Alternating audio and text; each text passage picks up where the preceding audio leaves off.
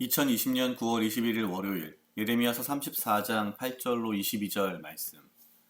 시드기야 왕이 예루살렘에 있는 모든 백성과 언약을 하고 자유를 선언한 후에 여호와께로서 말씀이 예레미야에게 임하니라.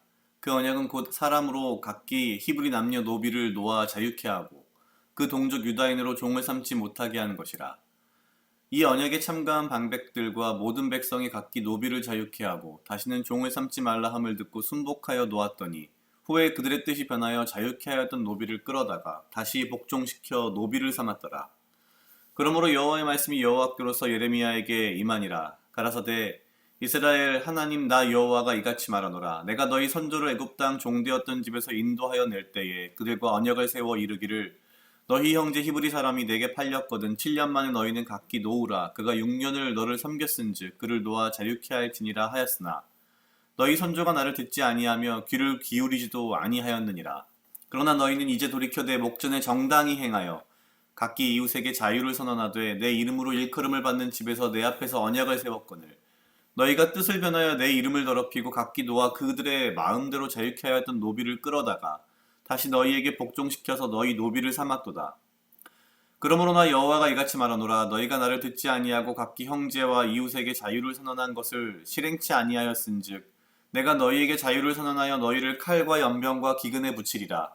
나 여호와의 말이니라. 내가 너희를 세계 열방 중에 흩어지게 할 것이며 송아지를 둘에 쪼개고 그 두 사이로 지나서 내 앞에 언약을 세우고 그 말을 실행치 아니하여 내 언약을 범한 너희를 곧 쪼갠 송아지 사이로 지난 유다 방백들과 예루살렘 방백들과 환관들과 제사장들과 이 땅 모든 백성을 내가 너희 원수의 손과 너희 생명을 찾는 자의 손에 붙이리니 너희 시체가 공중의 새들과 땅의 짐승의 식물이 될 것이며 또 내가 유다 왕 시드기야와 그 방백들을 그 원수의 손과 그 생명을 찾는 자의 손과 너희에게서 떠난 바벨론 왕의 군대의 손에 붙이리라. 나 여호와가 말하노라. 보라 내가 그들에게 명하여 이 성에 다시 오게 하리니 그들이 이 성을 쳐서 취하여 불사를 것이라. 내가 유다 성읍들로 황무하여 거민이 없게 하리라. 아멘. 오늘 예레미야 34장 8절로 22절 말씀은 시드기야 왕 시절에 벌어졌던 굉장히 중요한 어떤 사건에 대한 이야기를 하고 있습니다. 시드기야 왕은 34장 8절에 보면 예루살렘에 있는 모든 백성과 언약하고 자유를 선언한 후에라고 되어 있습니다. 그리고 그 언약의 내용은 9절에 보니까 곧 사람으로 각기 히브리 남녀 노비를 놓아 자유케 하고 그 동족 유다인으로 또 종을 삼지 못하게 한 것이라 라고 되어 있습니다.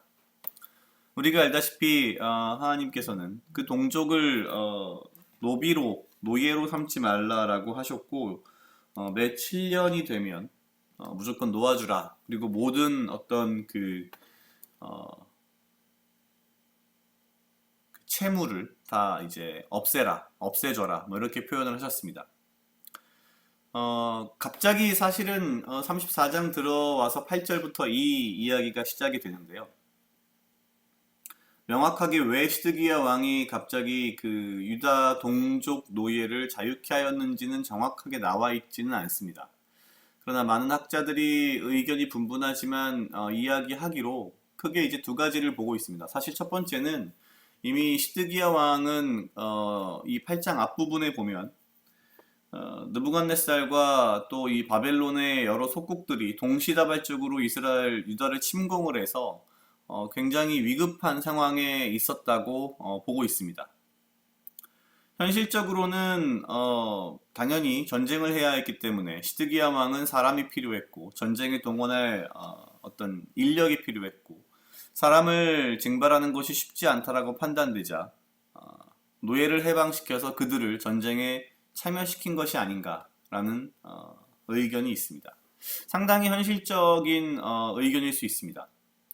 눈앞에 위기가 닥쳐왔고 군사가 필요한데 사실 누구도 쉽게 나가서 싸우지 않으려 했을 것이기 때문에 노예들을 군대에 투입하는 조건으로 노예의 위치에서 해방시켜주는 어쩌면 이제 그런 일종의 현실적이며 정치적인 전략을 폈을 수 있습니다. 그러나 이제 다른 한 가지는 그렇게 하면서 아무런 이유 없이 할 수 없기 때문에 어떠한 명목이 필요했는데 그 명목이 무엇이었냐면은 하나님께서 이미 이스라엘 백성들과 약속하신 언약에 있는 7년이 되면 노예를 풀어주라라고 하는 그런 것들을 아마 이용하지 않았을까라는 생각을 합니다. 즉 현실적으로는 실리를 취하면서 또한 명목상으로는 주님의 말씀을 따르는 것 같은 그런 현상을 두 가지 이득을 취할 수 있는 거죠. 어찌됐거나 아마도 하나님께서는 이러한 판단에 기뻐하셨던 것 같습니다.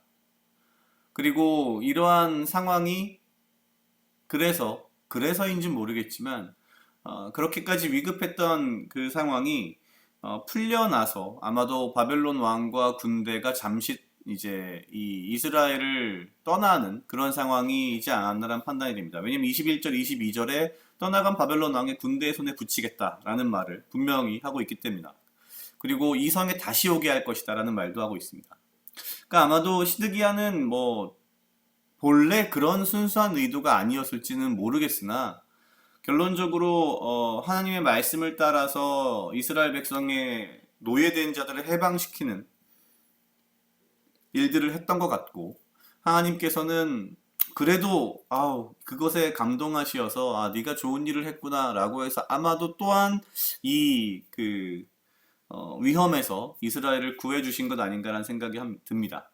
그런데 참 인간의 마음이란 게 간사한 것이 이렇게 바벨론 왕이 떠나가고 바벨론 왕의 군대들이 사라지게 되자 유다 백성들의 마음 그리고 시드기야의 마음은 다시 옛날로 돌아갑니다. 그들에게는 노예가 필요했던 거죠. 왜냐하면 이제는 눈앞에 닥친 위협이 사라졌고 이제는 노예를 통해서 무언가 좀 더 편안하게 그리고 부를 생산할 수 있는 어떤 기회들이 보였기 때문일 겁니다. 결국 그런 이유로 자유하게 놓아주었던 노비들을 다시 잡아들여서 노예로 다시 만듭니다. 이러한 상황이 벌어지자 하나님께서는 노하시고 예레미야에게 나타나시는 거죠. 그리고 말씀하시기를 송아지를 둘러 쪼개고 18절에 나오는 송아지를 둘러 쪼개고 그 두 사이로 지나서 내 앞에 언약을 세우고 그 말을 실행치 아니하여 내 언약을 범한 너희를 곧 쪼갠 송아지 사이로 지난 유다 백성들과 예루살렘 방백과 환관들과 제사장들과 이 모든 백성을 원수의 손에 붙이겠다라고 말씀을 하십니다. 하나님께서는 유독 이런 노예의 문제, 특히 동족을 노예로 삼는 문제에 대해서 굉장히 예민하시다라는 생각을 저는 많이 합니다. 특히 이 말씀을 하시기 전에 시작점이 애굽에서 노예되었던 이스라엘 민족을 해방시키시는 하나님의 모습, 그 이야기부터 시작을 해서 쭉 풀어내십니다. 그러면서 이제 쪼갠 송아지 이야기까지 가는 거죠. 쪼갠 송아지는 지난주에 제가 잠깐 이야기했듯이 고대 근동시대의 그 계약의 방법이었습니다. 아브라함과 하나님 사이의 계약에 잠깐 등장을 했었고요. 송아지를 둘러 쪼개 그 두 사이로 계약의 당사자들이 지나감으로써 이 계약을 깨게 되면 이 쪼개진 송아지처럼 죽게 될 것이라는 약속을 하는 그런 고대 근동의 문화였는데 사실 지금 이 송아지 둘로 쪼갠 송아지 이야기를 하시는 것은 결론적으로 나와의 언약, 나와의 약속을 깬 너희 이스라엘 유다 민족을 내가 그 쪼개진 송아지처럼 만들겠다라는 선포를 하시는 거죠. 그런 것 같습니다. 우리는 종교적인 척하면서 매우 신앙적인 척하면서 때로는 글쎄요 신실한 척하면서 사실 전혀 그렇지 않은 개인의 이득을 취하는 경우가 매우 많습니다. 개인의 신앙생활에서도 그렇고요. 특히 어떠한 자리에 올라가면 더 그렇고요. 문제는 이때는 이게 나에게 유리하니까 이런 식으로 저 때는 나에게 유리하니까 저런 식으로 바꾸어가는 그런 변화하는 마음.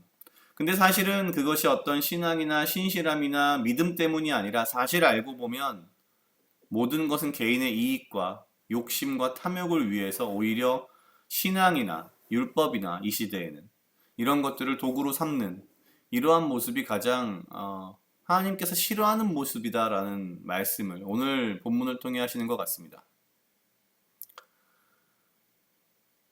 우리는 인간이기 때문에 인간의 이익을, 인간으로서의 삶을, 이 세상에서의 삶을 포기할 수는 없지만 우리의 이익을 위해서 하나님의 말씀을, 믿음을, 신앙을 이용하는 것은 절대 해서는 안 될 일이다라는 생각이 듭니다. 특별히 하나님께서 말씀하시는, 특히 이 언약을 한마디로 표현하자면 예수님께서 말씀하셨듯이 하나님을 내 몸과 마음과 뜻을 다하여 사랑하고 또한 내 이웃을 내 몸과 같이 사랑하는 것이 모든 율법의 핵심이자 정수인데, 내 이웃, 내 민족을 노예로 삼았다가 풀어줬다가 다시 노예로 삼는 이러한 것들은 하나님의 어떤 말씀에 정면으로 도전하는 것이라고밖에 볼 수 없는 그런 상황이었던 거죠.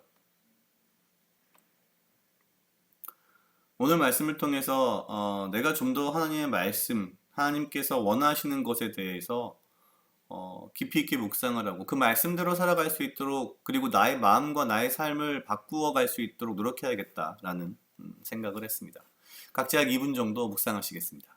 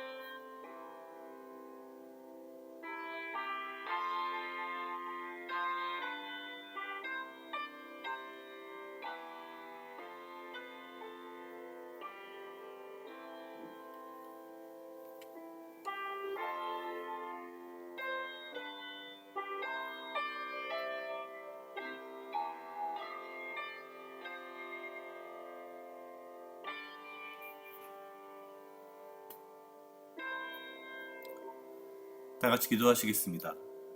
하나님 아버지 감사합니다. 주여, 이 하루도 나와 동행하여 주시옵소서. 주님, 나로 하여금 사랑하게 하시옵소서. 아버지여, 나를 헤아려 하는 그 어떠한 무리들로부터 나를 지키고 보호하여 주시며 내가 오직 주님 주시는 지혜와 명철로 이 하루를 살아가고 나에게 필요한 건강과 육체적 강건함을 허락하여 주시옵소서. 주님, 내가 주의 말씀대로 사는 것처럼 행동하지만 나의 마음속에 나의 탐욕과 나의 욕심과 나의 개인의 목적을 위하여서 주의 말씀과 신앙과 이 모든 것들을 내가 도구로 사용하지 않게 하시고 오직 주의 말씀을 깊이 묵상하며 그 말씀대로 살 수 있도록 나의 마음과 나의 행동과 나의 삶을 모두 주님 앞에 내려놓을 수 있는 그런 마음을 주여 그런 마음을 인도하여 주시옵소서. 주님, 나의 마음 가운데에 오직 주의 말씀이 거하기를 원합니다. 주여 인도하여 주시옵소서. 감사합니다. 이 모든 말씀 예수님 이름으로 기도드렸습니다. 아멘.